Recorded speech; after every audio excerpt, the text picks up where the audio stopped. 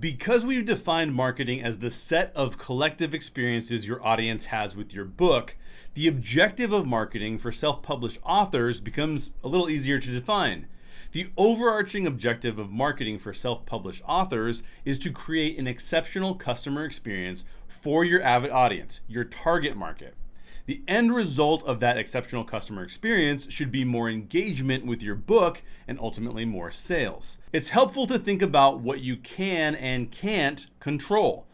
You can control the quality of your book. You can influence what customers pay. You can decide where your book will be purchased. And you can implement tactics to let your audience know that your book is available. You can't guarantee that your book will be a bestseller. But because you have a lot of control and influence over all those other things, you can guide your book towards better sales. Your marketing objective as a self-published author is to create an exceptional customer experience for your avid audience, your target market.